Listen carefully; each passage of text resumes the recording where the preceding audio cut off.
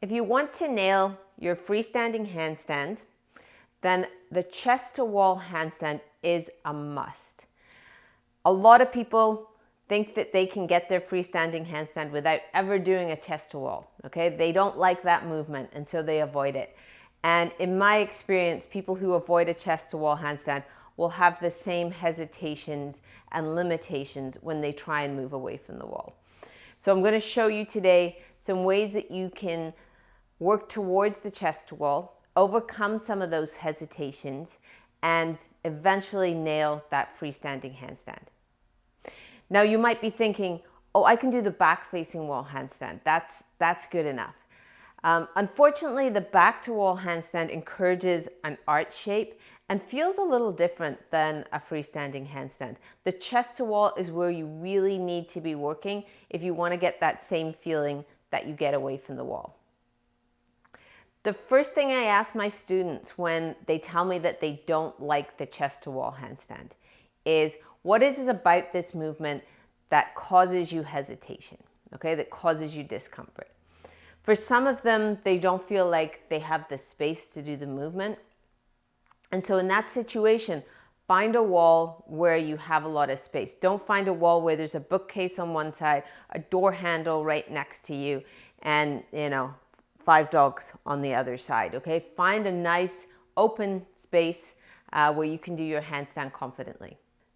The other thing that I hear often is, it's a lot of work on my arms to walk up towards the wall. It is a lot of work, right? So you're building that strength. So that's another reason it's a great exercise, because you're working on pushing through one arm, pushing through the other arm, okay? So it is work, right? But you're building strength. There's a few strategies that you can use to make this easier, okay? The first is, if your hands are way in front of your shoulders, so your hands are right here, your shoulders are here, it's a lot of work to walk in. If your hands are directly under your shoulders, okay, it feels a lot easier as you start walking towards the wall, right? The other thing that can really help is maintaining body tension, okay? If you're a wet noodle as you're walking up towards the wall, it feels super heavy, right? If you're nice and tight, have some body tension, you feel much lighter as you walk towards the wall. So those two things are hands beneath your shoulders, directly beneath your shoulders as you walk in. And that's just going to help make it a little easier. And then maintaining body tension. So those two things will make the walk up to the wall feel easier. The other thing that I hear very commonly is, what if I topple over? What if I get up to that chest to wall handstand, I'm walking up and I go over? Let's progress slowly, right? I don't want you to just immediately go all the way to the wall, okay? We're gonna start at an incline to the wall, okay? So you're gonna start with your hands out, your feet on the wall. You're gonna really feel that line, get comfortable in that position, okay? Then you can start taking a step towards the wall. Find that line, feel the position. Slowly, over a number of weeks, you can start to progress closer towards the wall. The third thing that students talk about is, when they get close to the wall, right, their feet start to leave the wall and they topple over.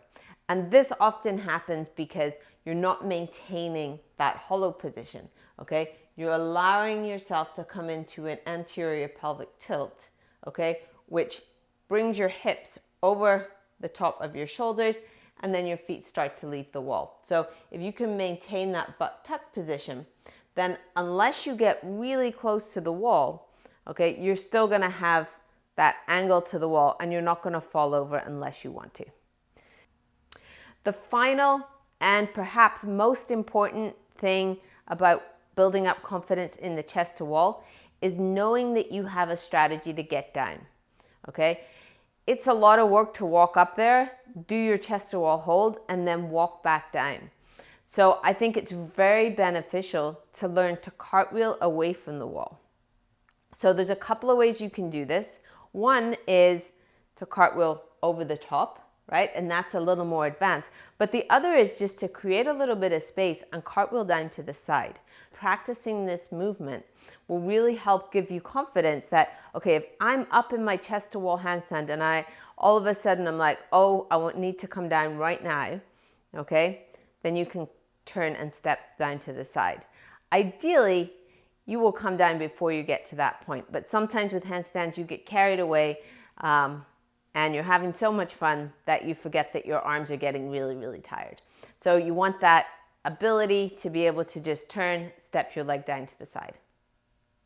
My final tip for your chest to wall handstand, if your loved one's spouse, pets, mother says that you cannot use a particular wall for handstands because you're leaving dirty footprints on the wall, I've heard that toothpaste can do wonders to clean that right up. So no more excuses about having a wall not being able to be used for handstand. All walls are handstand walls.